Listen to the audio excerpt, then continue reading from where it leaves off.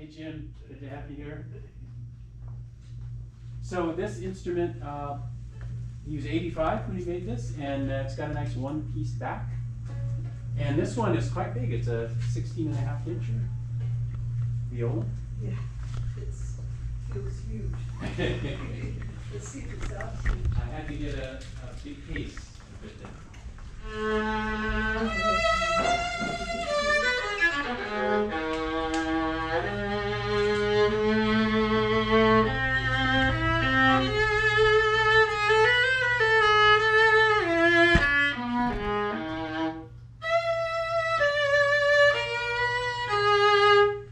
It's not staying in tune, but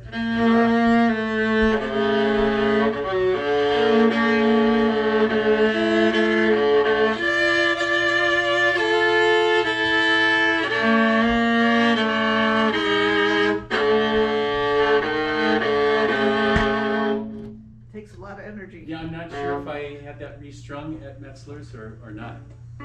I'm not sure whether it was one that you did. It looks like his strings. Dominant. They might be the like 20-year-old strings. Oh, they could be. Yeah. Yes. However, that's a large. It's beautiful. No, 131, and then the next one up is 135, and it's a cutaway. So this was 1 year before the instrument you purchased. You have that there, Ron? Thank you.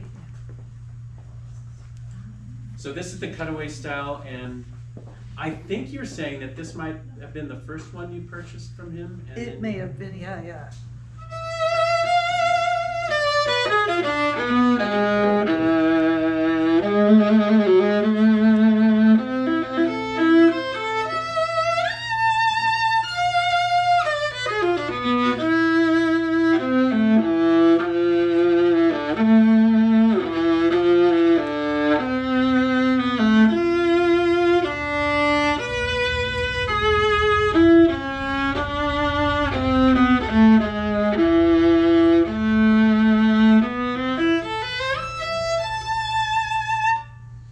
Nice.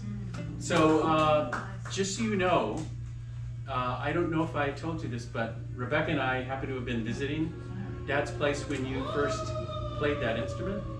And we heard you in the next room. I think you were in the back patio, and we left you have your own space.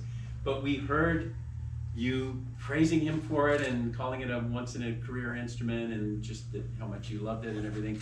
So when you left, we were telling him, wow, you know, a real player likes your instrument, and we were telling him congratulations, and he was so humble about it and just said, well, you know, everyone is an experiment, and this must have been a fluke, whatever. Then he made the next one, which I purchased. you bought, and you said you loved it more. So at that point, I told him, this can't be a fluke, because she liked the second one even better. So here's 1 year later, the instrument that you now keep with you.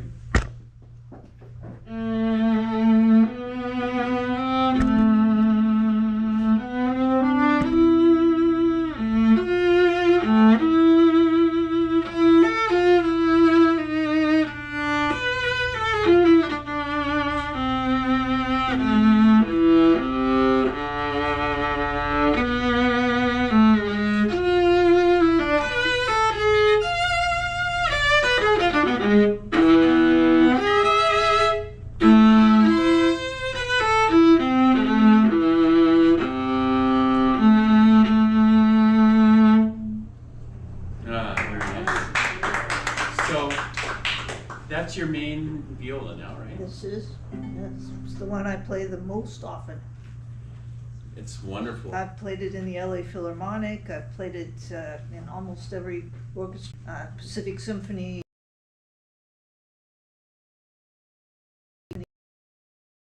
Those creative ripples we were talking about, where it started in the fiddle shop, and you're giving all these orchestras, and who knows how many people it's inspired. I feel very much a part of these instruments, these later ones, after we met. It feels like we matured together. And he helped me be able to play more fervently, and I was able to let him know you know, what kind of instrument I was looking for. Yeah. And Well, that was always, he would express again and again, as you heard in the home video, that he wished somebody could really play it and let him hear what he had made and how it measured up. And so you entering his picture, I think, was added a key ingredient that helped him be better at what he did. Now, we missed this one. Oh, yes. No, that's the fence post. But you have one from... But this one is a number 150. But that's coming up. we have 145 and 150 Yeah. coming up. So 145. 145. Aha. Tuck that in safely. Thank you for this.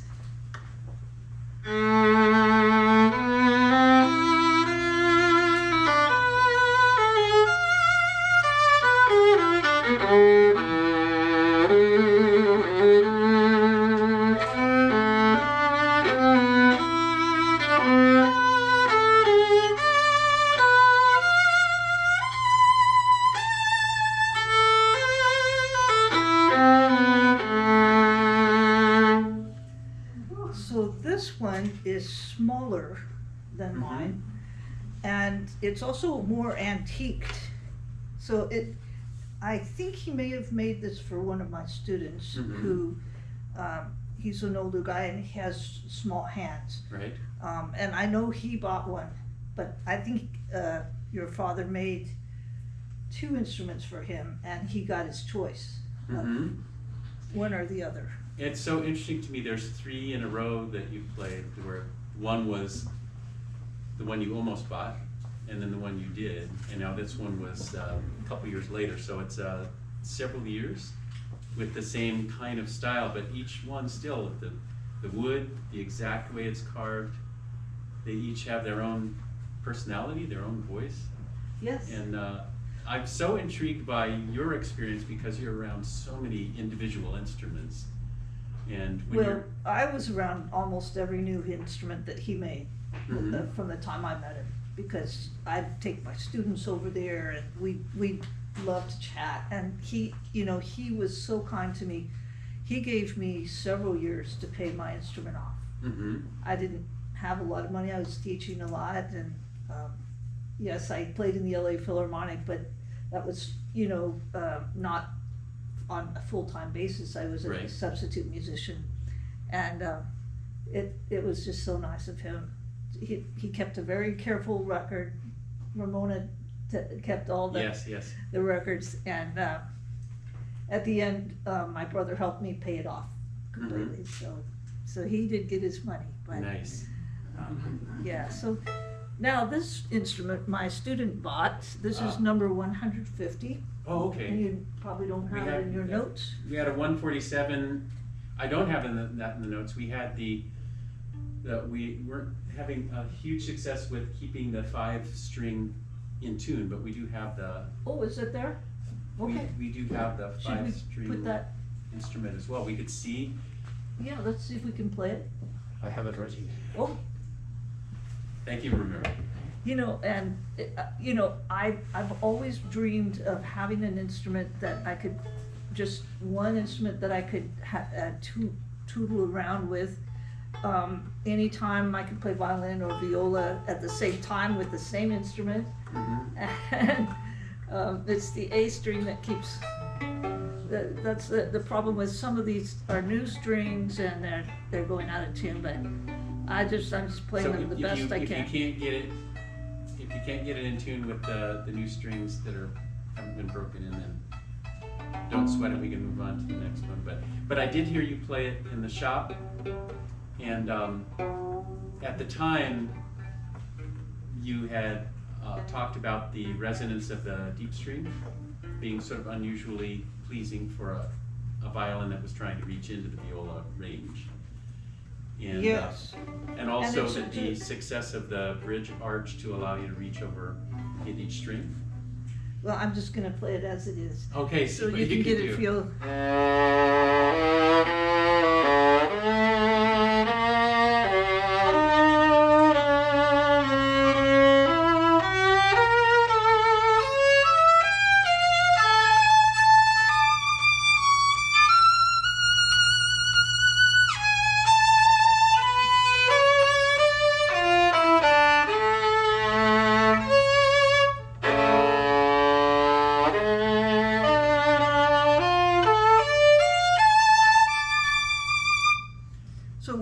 great sound. I'd have to get used to playing it, I think, because the arch is different Yeah. than what Well, I'm used to. and people might not know how unusual that is. It's a 5-string violin, so It is. very unusual. And he was experimenting with that when he was 93.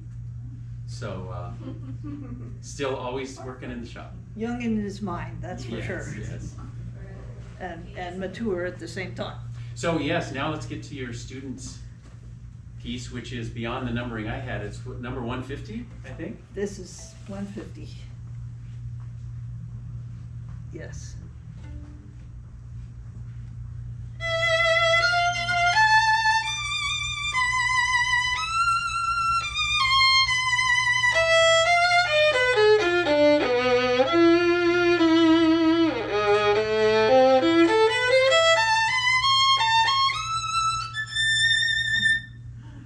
What a beautiful, Nice. So that's your very, students.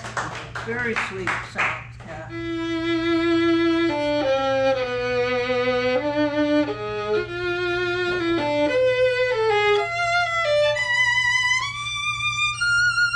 So sweet. Yeah. What was the year on that one again? Uh, 2015. Right. So it's 95. Yeah. Nice. Yeah. I'm happy to have this in my purveyance. Now you were saying that you typically like to sort of do a sound off with multiple instruments. Oh Do you yeah, I do, and I've got your instrument here, and I have number 116. So, and then let's see, the other one that I really enjoyed was this one. Some just stuck out as I played earlier, so let's have a grand finale. I'll start with 16. I need number 7 too, please. Or number 8. Is it Number 8. Eight. Number 8, yes.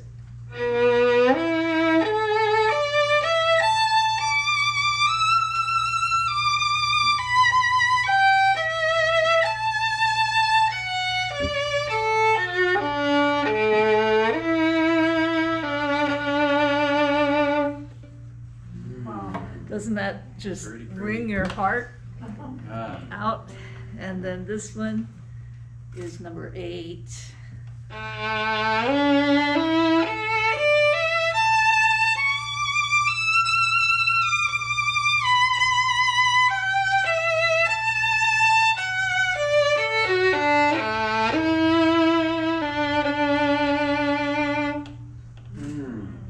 Another sweet one. I'm not sure which one I like the best of those two. It's really hard to decide.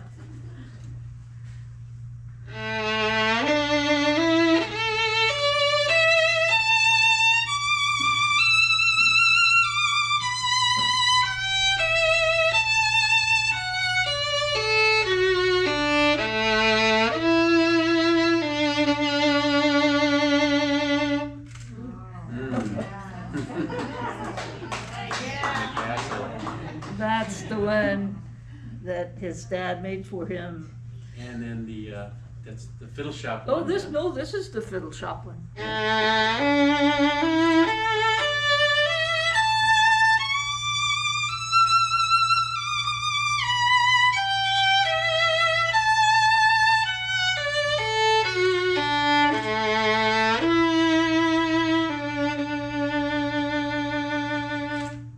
Nice. That's the one. Number 65, that was. And you now have your I'll play- fence post and I'll your play my viola. fence post. You want me to get your viola ready too? No, that's all right.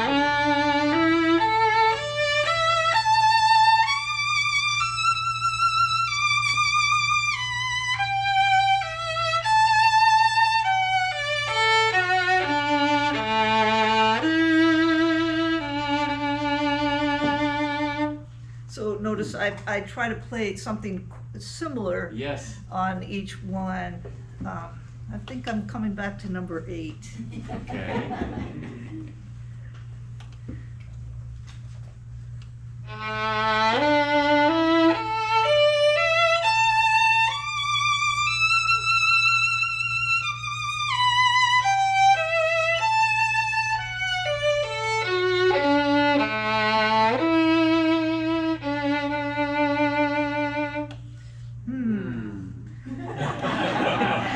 We're all like, is that really as beautiful as I think it is? Yes.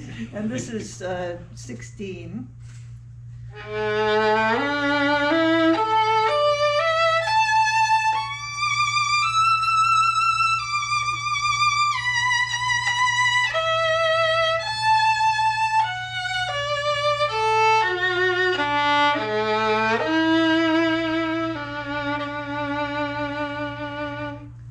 That was hard for me to put down.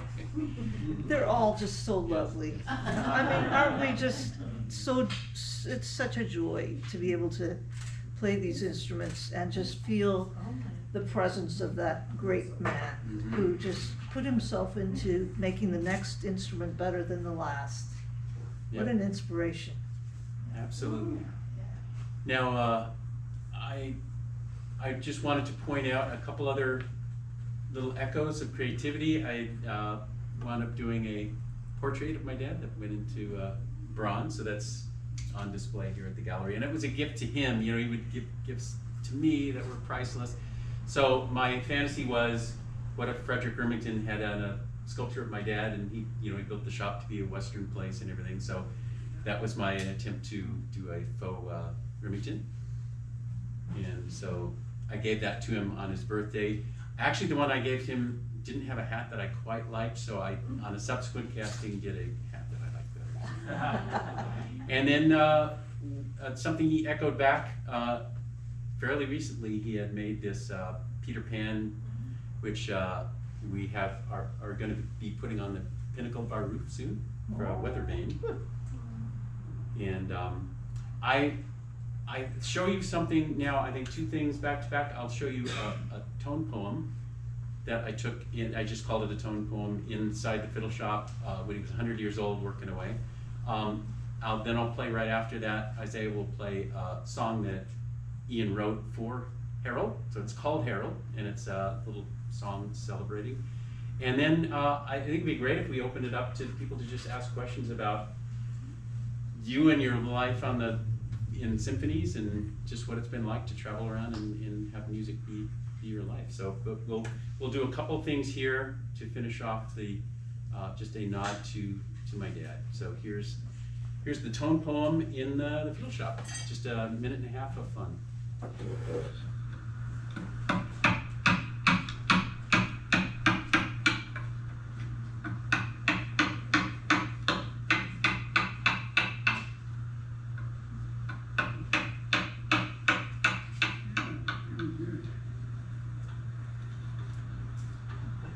Jays would come hang out with him. Sometimes they'd sit on the instrument and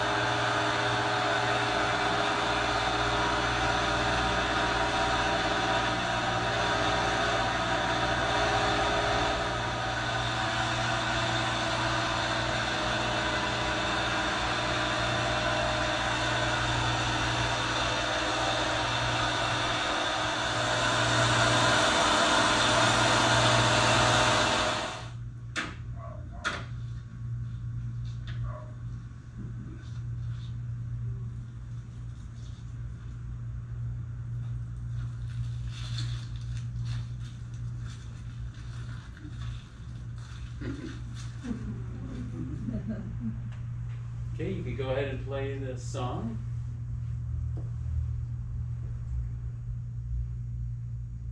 I know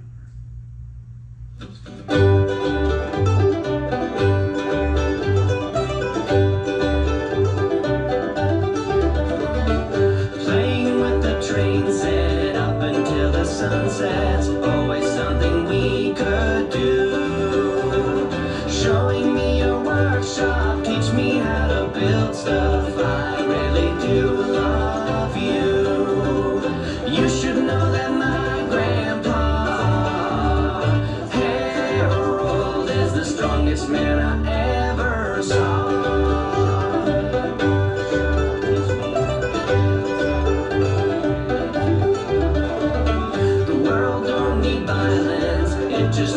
violins. Gramps would make them through and through.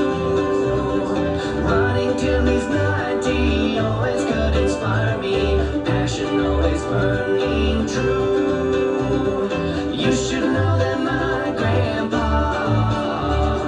Harold is the strongest man I ever saw.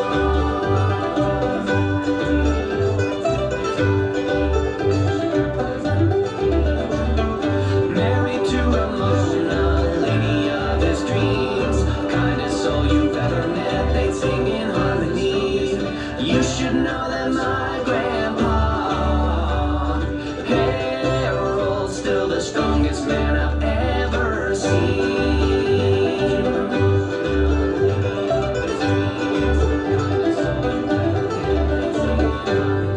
All right. You should know With a little echo feedback. Yay, Ian. All right.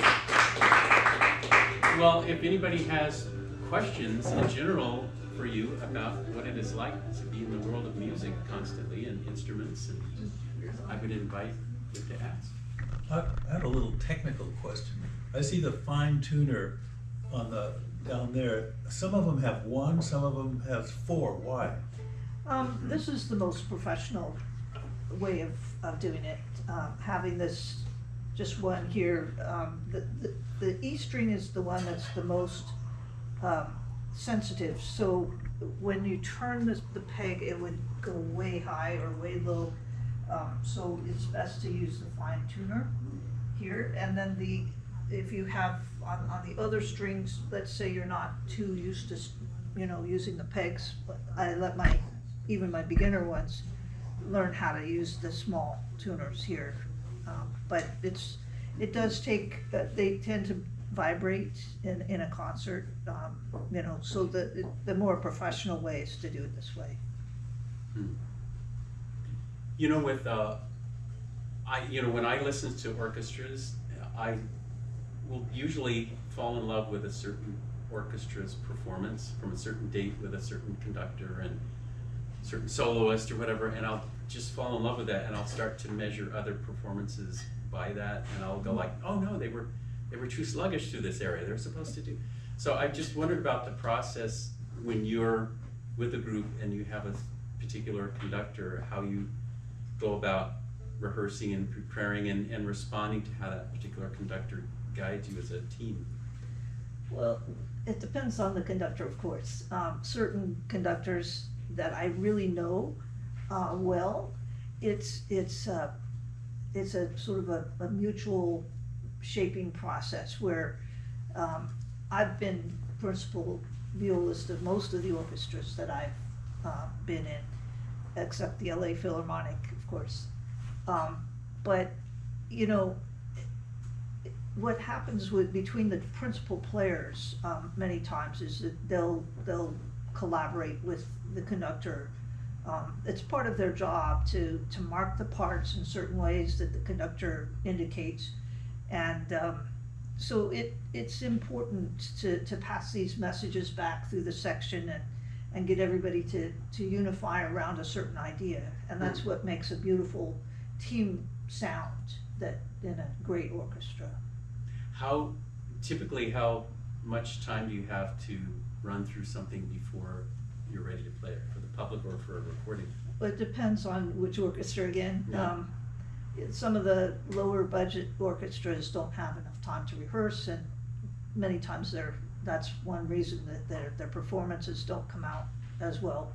I remember one time I was rehearsing with San Bernardino Symphony, and one of our cellists completely, the whole piece here at the end of the cello just fell in shambles. Oh. Just that there was this little tail gut piece here at the end and just could not play with it at all like that. So just in the emergency time between the last rehearsal and the concert, what did I do? I ran over to Mr. REES'S house with that cellist, and it was about 10 miles from San Bernardino, And so he just quickly, you know, got his tools out and rummaged around and found a fix for it. And we were back in time for the downbeat. That same day. All right. Because oftentimes we would rehearse, you know, like half a day. We'd take a rehearsal from maybe 3 o'clock to 5 o'clock, Yeah. and then take a break, and then go back for the concert at 8. Mhm. And he made it in that little period of time. He was able to put us up and running for the downbeat. That's wonderful.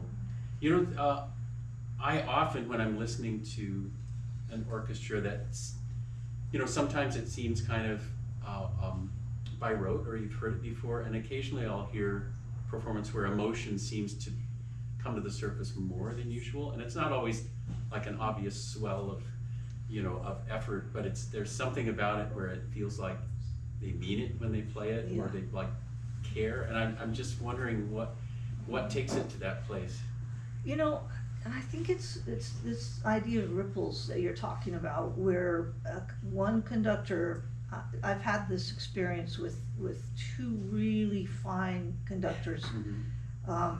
One was Zubin Mehta, who used to conduct on a regular basis with the LA Philharmonic, and another one with Hans Werner Muscht.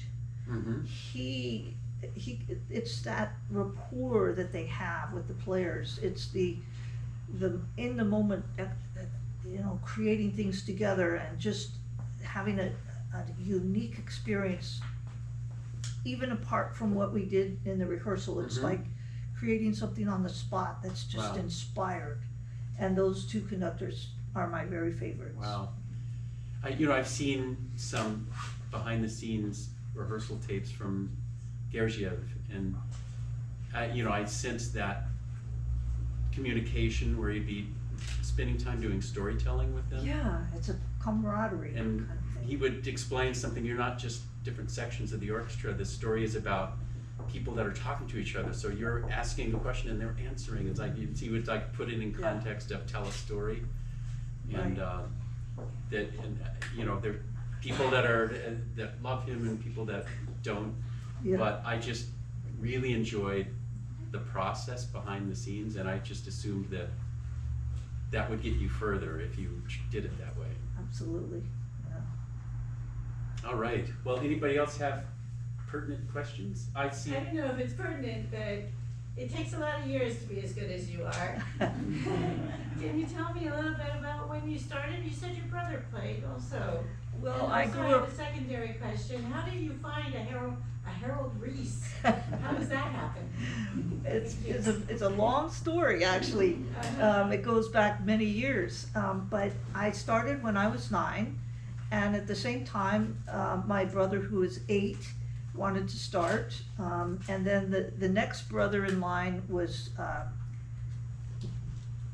7, and he wanted to play the cello, and because he's just unique, he just was different. And then my youngest brother was only 5 years old at the time. And so we were kind of born right one after another, because my mother was already 32 years old, and back then that was old for having babies, and they wanted to have at least a trio, and they ended up with a string quartet. So anyway, we traveled through the world, concertizing through, you know, throughout Europe, and we even gave when I was 19-year-old, with my 18 and my 17 and my, well, it would have been, I have to think about Lyndon, he's a little bit, yeah, so he would have been 15, and we gave a London debut concert, as a string quartet, and my father played this Schumann piano quintet with us. Both my parents were dual pianists, and we traveled from that time on. We were just on the circuits. We do our homework on the road, and we're basically homeschooled by my parents, who traveled with us. And Wow. so it was quite the life, yeah. No kidding. Oh, and then you asked something else. How do you find a Harold Rees? Oh, how we found him. My How's that parents were in the money, they wanted to save enough money for us to get a matched string quartet. And so they went from one end of the country to the other. As we would travel giving concerts, we'd always stop at the best luthier shops and try to find a matched group of instruments. Well, we never could afford the one we found. It was 4 instruments by the French maker Viola, and those instruments were just marvelous. But it was at Harold's. No, was it? Let's see, what's his name? Henry. Was it Henry Meisner? Was Meisner. somebody that No. my dad knew as well. It was the shop of Weaver. Oh wait, yeah, Herman Weaver in Weaver. Washington D.C. Yeah, in Washington D.C. And that's how I met Harold. That's where he made his first violin. Yeah. Yeah, because he mentioned, one of my friends, I think, took me over to his shop, and he was talking about Herman Weaver, and that's the shop where we were shopping for that expensive group of instruments, which we never were able to afford. But they were Jack Weaver, his son, and Henry Herman. Yeah. Herman, all these H's. Yes, Herman Harold. They were just very hospitable to us, and really would have helped us get those instruments if we were even close. But I tell you, that's where I got my respect for your dad, is because I knew that had he studied with that guy, he must be very good. Right. I found a brochure of theirs recently from Herman Weaver, and it's multi-page, and it really talks about how renowned the place is. It was, I think, contemporary to that time. It's what they put out to get attention, and they talk about, I believe one of the things is by commission only, we build instruments for the masters, and like they took great pride in saying we're asked and we build for the best, you know. Yeah.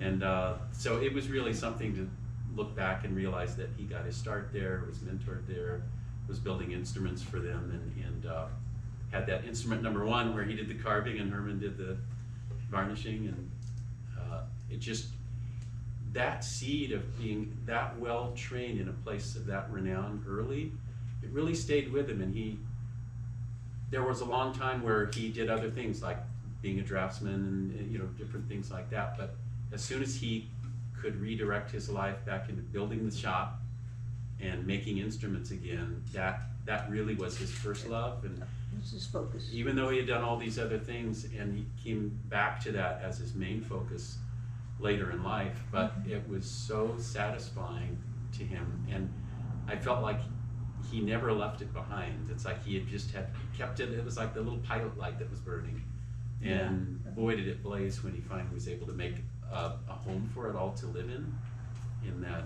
fiddle shop. So how many violins did he end up making altogether, do you know? You know, I as instruments, it went past around 155, and I don't know out of that how many were violins or violas in particular. I'd have to go back and look through. Well, we have 150 here, so. Yeah, we have a Number count for 150. I believe it went to I think 155 is the last one that I have in his cabinet at home. Wow.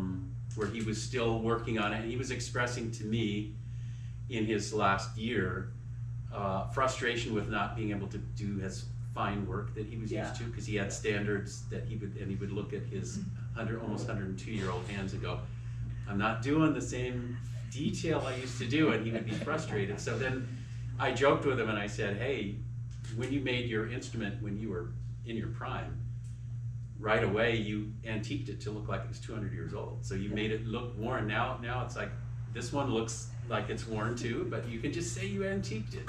There it is. So he was like, okay, maybe so. Maybe it's just a work of art more than an instrument. So There you go. he sort of made peace with that whole thing. Yeah. But yeah, I think it's around, probably 155 is pretty accurate. And then there were other things like this spinning wheel that he hand carved that, and it's underneath is his stamp of the year and everything, and just whole bunch of other things. There's the muzzle loader rifle that, you know, I went through a phase where I loved all things Daniel Boone, and he restored that from an antique octagon barrel, and it had somebody's initials tapped into it, so somebody had used it back in the 1700s, 1800s, something like that, probably 1700s.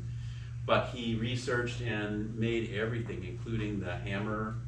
I watched him make that hammer and the trigger mechanism and everything, and I should have brought it. I worked on the shop next to him on the desk and made a small one at the same time. I just used a piece of pipe for my barrel, and he used the actual antique octagon barrel. He never fired it because he didn't trust the breech block that's in the back of the barrel, which was also antique, and he said that might explode. So but he finished the whole thing, and I step by step carved and made stuff along with him. So he kept my little version of that on his wall as a decoration this whole time. And he made tools also, right? And he made tools, yes. There was the things like You have to touch that knife there, calipers. that balsa Oh, I'll wood. bring that up too, but yeah, these were calipers that he used to measure the wood thicknesses. And so he could put the wood in there and it would measure exactly how thick it was. And through the surface, you are striving for different thicknesses as you go along. And so that way he could reach in and measure it. He made that tool. He made it, and you'll see his stamp on there, Yeah. including the pigeon head Oh, on there. nice. And then did a bigger one for the, things like cellos and basses too. So, Amazing. and again, it has his stamp there with the pigeon head, Pete the Homer. And then, yeah, things like, I had let Lucy see I couldn't believe how light that was. balsa wood knife that he made, and it's made out of balsa wood, and it has working blades, and it actually uses wood that bends on the back to keep these in place, so there's tension in it. But yeah, go ahead and see how heavy that is. It weighs like half an ounce. It's balsa wood. And there's the scroll from the Capitol building here. So this one, and his story was that when they had done repairs on the Capitol building, and Herman Weaver was the renowned luthier in town, the workers brought it to him, the scraps, and they said, "Hey, would you luthiers like to build some instruments out of this Capitol building wood? It's pretty cool." So he Of what? Washington D.C. Oh. the Capitol building. So Herman Weaver handed him a piece of it and said, "Harold, carve a scroll." So he did. But he told me that Herman had some notes about this, that it changes. So he gave him another piece of wood, he carved that one. That went on to an instrument from the group. This one, they'll let him take it home. So he just always had that sitting in the fiddle shop. And I kept noticing that he never put this on an instrument. And he went, "Oh, that's from the Capitol building in Washington, D.C. So that's why this is here. And there's in a box over there, you'll see it was files that he had turned into. Yeah, I saw that. He turned it into chisels. Into chisels, yeah, and it's it's a tool, but I always thought it was remarkable that this started out as a file. And if you look at the fine detail, you can see where it used to be a wood file, and he scraped all of it off and did custom shaping, so it would be exactly the tips that he wanted to do the wood carving. So most of his tools were made out of other things. But, so anyway, yes, he found many ways to express, and then the dining room table he made, and cabinets that we needed, he made. So just a lot of the maker mentality. And as Lucy and I were saying at the beginning, there's just creativity makes ripples that go out and inspire more creativity. And I saw somebody here today that was sketching. I think there's somebody sketching now. So Lucy, you're being sketched today. Whoa, there you go. And so that's even more just creative ripples going out there into the world. Absolutely. Amazing. All right, well, thank you very much. Any last comments or questions? Other than that, we'll just say thank you and wrap it up. So. I would like to say thank you very much. Yeah. That was incredible.